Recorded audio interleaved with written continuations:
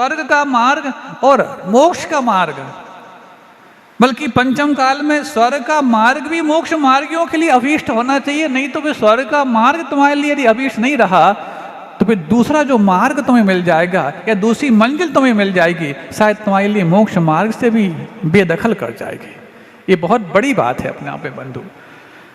एक तरफ तो ये कहा जाता है कि स्वर्ग ना तो सुर सुख चाहता शिव सुख की ना चाह, ताऊ तुति सरवर में सदा होवे मम अवगा है कि हमें ना स्वर्ग का सुख चाहिए ना सुर सुख चाहिए। लेकिन तुम यदि ये कहो तो फिर भी ठीक है कि मुझे कोई भी चाहे नहीं, only one ambition to become a ambitionless person, सिर्फ एक ही चाह, चाहों से विराम होने की। लेकिन यदि चाहों से विराम होने की तुम्हें चाह पैदा हो गई है तो राह कौन सी पकड़ी, उस राह में पड़ाव कौन कौन से आएंगे। तो जब तक उस राह में पड़ाव पंचम काल की राह पकड़ते हुए तुम्हें स्वर्ग के ना आए तो शायद तुम्हारी चाह और राह दोनों ही एक ऐसी राह पकड़ लेंगे जिससे वापस से अपने आप को मोक्ष मार्ग पर लाना और दूभर हो जाएगा। इसलिए स्वर्ग का मार्ग भी मार्ग होना चाहिए। क्यों? सम्यक दृष्टि ही है जो आयु बंध के पहले स्वर्ग का मार्ग प्राप्त करने का सबसे बड़ा दावा कर सकता है। और सम्यक दृष्टि यदि स्वर्ग का मार्ग प्राप्त करने का दावा कर सकता है, ये बात आप कह सकते हैं कि मिथ्या दृष्टि भी तो स्वर्ग जाते हैं, लेकिन दावा करने की बात जहां तक है वहां पर सम्यक दृष्टि ये दावा कर सकते हैं कि हमें स्वर्ग पक्का प्राप्त होगा, भले ही पंचम काल में मोक्ष नहीं है। तो पंचम काल में मोक्ष नहीं है और स्वर्ग यदि तुम पड़ाव के रूप में ना रखो तो कहीं दूसरा पड़ाव आ गया तो जिस काल में मोक्ष जाने की पात्रता तो मिलेगी अथवा जिस योग्यता के तहत तुम मोक्ष जाना पसंद करोगे वो शायद तुम्हें उस समय उपलब्ध हो पाए, जरूरी नहीं। इसलिए स्वर्ग का मार्ग भी लक्ष्य में रखना, स्वर्ग भी लक्ष्य में रखना। इसलिए नहीं कि मुझे इंद्रिय सुख मिल जाए, इसलिए नहीं कि मुझे सांसारिक सुख मिल जाए, बल्कि सांसारिक सुख जब तक तुम्हारे लिए मिले ना मिले, मोक्ष सुख की राह और मोक्ष सुख की चाह जब तक तुम्हारे मन में है, स्वर्ग सुख सुख के लिए नहीं, स्वर्ग एक पड़ाव के रूप में तुम्हारे राह में अवश्य आना चाहिए। और स्वर्ग तुम्हारे पड़ाव से यदि नहीं रहा तो फिर बीच में पड़ाव ऐसे भी आ सकते हैं जो मोक्ष मार्ग में बाधक बन सकते हैं। महाराज सुनते हैं आगामी तीर्थंकर सैनिक भी तो अभी नरक में है। जब तीर्थंकर का जीव भी नरक में हो सकता है तो यदि हम जैसे जीव यदि नरक या और अन्य गतियों में अथवा मनुष्य गति में चले जाएं तो इसमें कौन सी बाधा है कि हमारे लिए वो हमारे आगे जो हमारा आगामी मोक्ष मार्ग प्रतीक्षा में होगा उसमें बाधा बन जाएगा। देखो, श्रेणिक के लिए मजबूरी थी कि उसको नरक जाना पड़ा। वो मजबूरी उसने तब अपने साथ जोड़ ली थी जब उसको मोक्ष मार्ग और स्वर्ग मार्ग का कोई ज्यादा ज्ञान था ही नहीं। लेकिन जैसे ही वो मोक्ष मार्ग के बारे में परिचित हुआ, उस श्रेणी के लिए वो मजबूरी भली बाधा दे रही है, लेकिन मंजूरी तो उसको वही थी जो तुम्हारे लिए आज जिनवाणी का पान कराने में कारण बन गई। कैसे? यदि राजा श्रेणिक के द्वारा 60,000 प्रश्न भगवान महावीर के समूहरण में नहीं पूछे गए होते तो क्या आज हम जो ज्ञात हमारे लिए जिनवाणी है उसको इतनी आसानी से पा रहे होते? हम सब के लिए जिनवाणी उन्होंने उपलब्ध करा दी जो आज वर्तमान में नरक में है। हम सब के लिए जिनवाणी आज उन्होंने उपलब्ध करा दी जो आज हम सब के लिए एक आदर्श के रूप में तो हैं, लेकिन वर्तमान के आदर्श के रूप में नहीं, और ना अतीत के आदर्श के रूप में है, लेकिन अतीत में कुछ उन्होंने ऐसा अवश्य कर दिया है जो भविष्य के आदर्श के रूप में हमें अवश्य लाना चाहेंगे। थोड़ा सा इसमें पेचीदा भाव है, लेकिन यदि आप हमारी बातों से जुड़ रहे हैं तो इस बात को अवश्य समझ पाएंगे। भले इसमें कुछ ऐसा कोई चटक मटक नहीं है, लेकिन आपके दिमाग में जो भटक है या भटकन है उसको बचाने के लिए आवश्यक अवश्य है। तो हम ये कहना चाह रहे हैं आदर्श हमेशा अतीत का होता है, लेकिन जैसी अतीत की बातें होती हैं हम उसको व्यतीत जैसा मानने लग जाते कि ये तो व्यतीत हो गया, ये तो गड़े मुर्दे उखाड़ने जैसा हो गया। मुर्दे उखाड़े वहां जाते हैं, जहाँ पर उनका अंतिम संस्कार नहीं होता। हमारे यहाँ तो अंतिम संस्कार होता है, मुर्दों का संस्कार भले ही हो गया है लेकिन उनमें जो व्यक्तित्व है वो जीवंत हमेशा बना रहता है। ये उखाड़ना और गाड़ना तो वहाँ की संस्कृति है जो भारतीयता से दूर दूर तक संबंध नहीं रखती है। अब वो दो ही जगह संस्कृति पाई जाती है, उखाड़ने और गाड़ने की, वो आप समझते हो दोनों भारतीय नहीं है, दोनों ही भारतीय नहीं है। और जो भारतीय संस्कृति सरोकार रखते हैं वो कभी उखाड़ने और गाड़ने की बात करते नहीं, वो तो हमेशा संस्कारों की बात करते हैं। अरे उनका जब दाम्पत्य जीवन भी अग्नि संस्कार के द्वारा प्रारंभ होता है तो इस जीवन का अवसान भी अग्नि संस्कार के द्वारा ही पूर्ण होता है।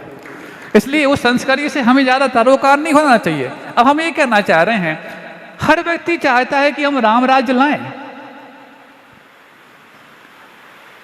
जिसने कभी राम को देखा भी ना हो, राम को पढ़ा भी ना हो, तो भी उससे पूछो तुम कौन सा राज्य चाहते हो, राम राज्य चाहते हो ना। बच्चों से भी पूछोगे तो हाँ कह देगा हम राम राज्य चाहते हैं।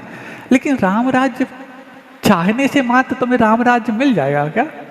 तुम राम के तरीके ना अपनाओ और राम राज्य पाना चाहो तो तुम्हें राज्य मिल पाएगा? नहीं मिल पाएगा।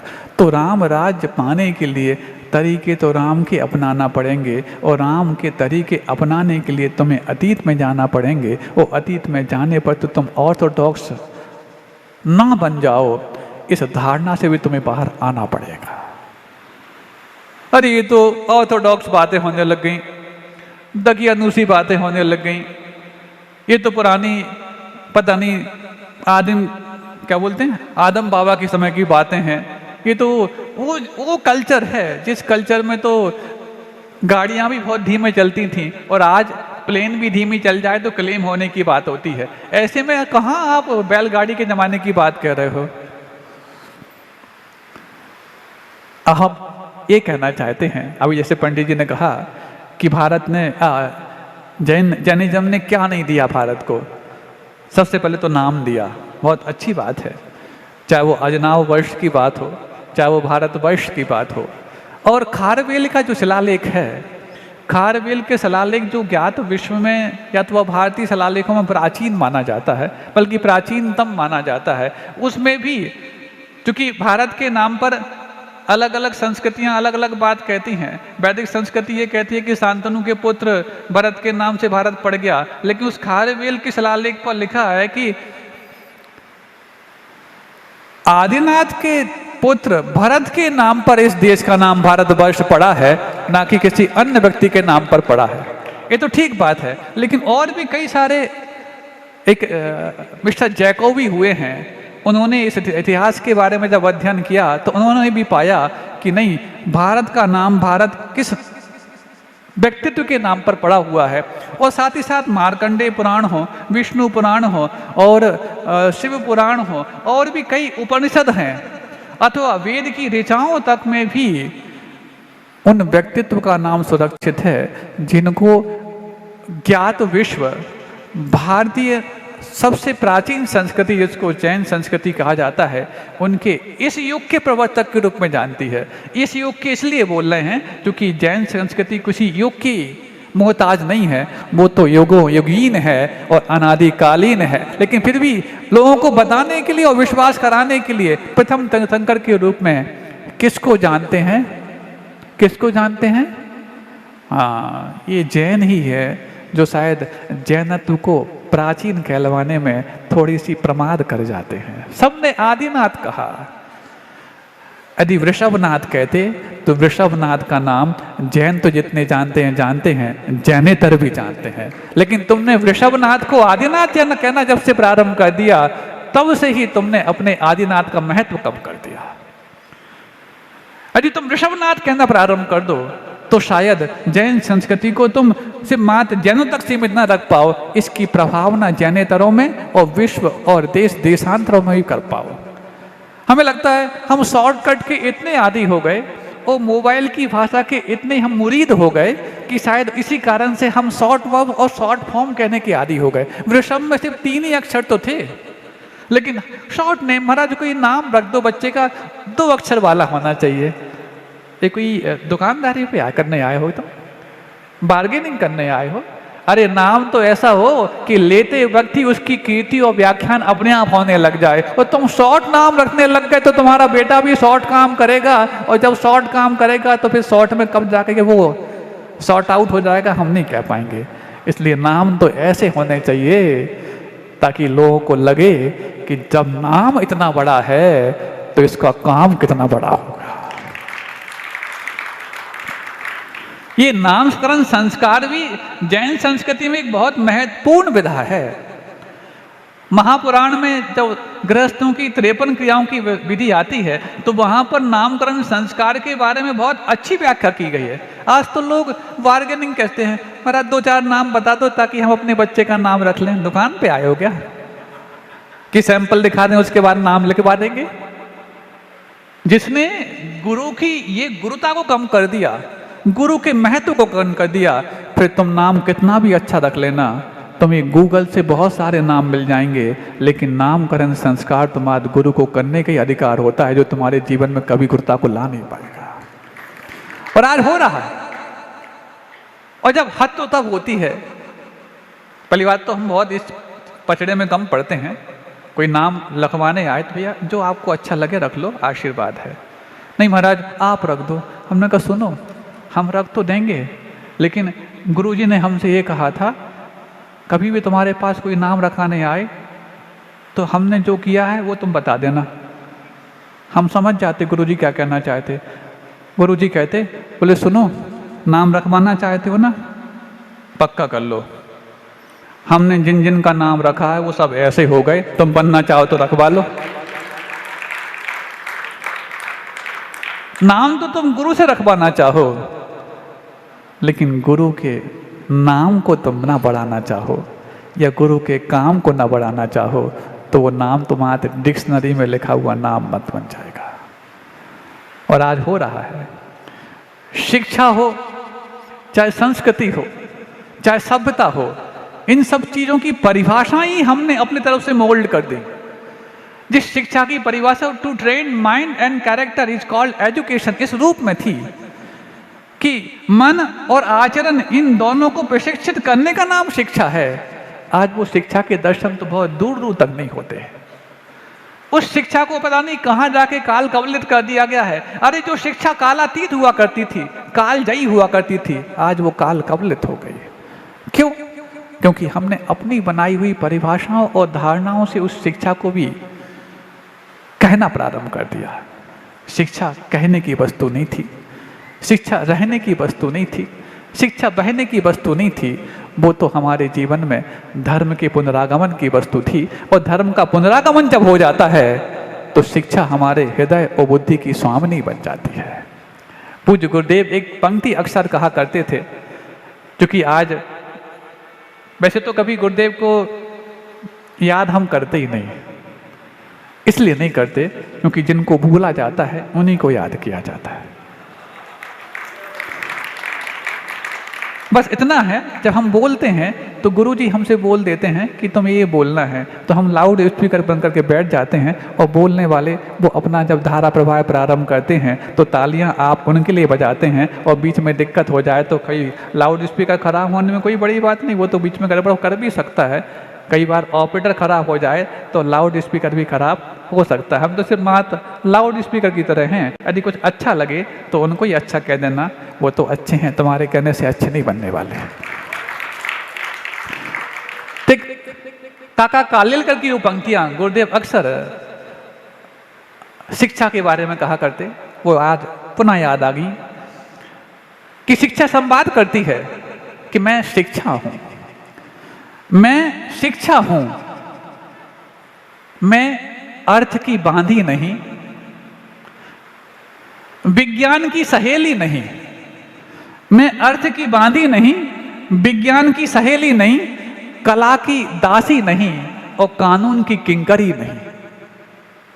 मैं शिक्षा हूं, मैं अर्थ की बांधी नहीं, कला की दासी नहीं, विज्ञान की सहेली नहीं और कानून की किंकरी नहीं, मैं तो धर्म का पुनरागमन हूं और मनुष्य के हृदय और बुद्धि की स्वामिनी हूं। हमें लगता है शिक्षा की ये परिभाषा आज दूर दूर तक देखने को नहीं मिलती। और जिन शिक्षा के माध्यम से तुम अपने बच्चों को, अपने परिवार को शिक्षित करने के लिए तैयार हुए हो, उसमें तो पता नहीं, शिक्षा भी दूर दूर तक समझ में नहीं आती। उस संस्कार और सभ्यता तो बहुत अलग बात है। हालांकि संस्कार में और सभ्यता में बहुत माइन्यूट सा अंतर है, लेकिन इन दोनों को तुम शायद एक सा मान के चलते हो। सिंधु घाटी की सभ्यता,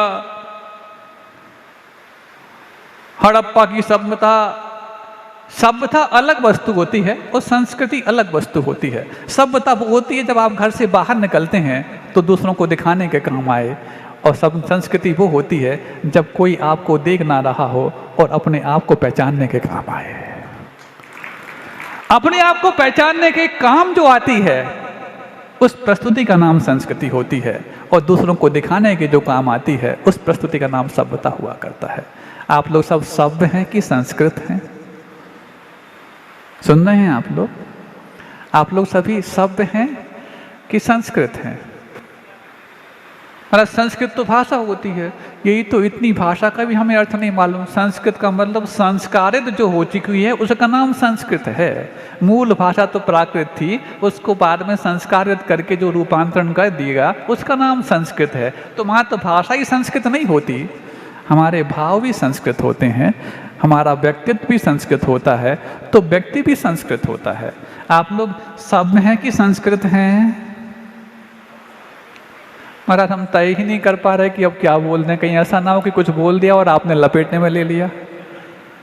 देखो, गुरु के सामने लपेटे में आ भी जाओ ना तो फिर गुरु के चरणों से जो लपट जाए उसका तो बेड़ा पार अवश्य हो जाता है। और गुरु के कहीं लपेटे में ना आ जाए ये जानकर के चरणों को जो छोड़ जाता है उसका बेड़ा गर्क भी अपने आप हो जाता है। इसलिए जोखिम ले लिया करो, जोखिम ले लिया करो। हैं? दोनों हैं? हाँ, जोखिम ले लिया करो, क्योंकि दुनिया में जंग किसी से भी हो, कई बार जंग की लड़ने की जोखिम लेना चाहिए। दुनिया में हर जंग को जीतना आना चाहिए, लेकिन जब जंग अपनों से हो तो हार जाना चाहिए।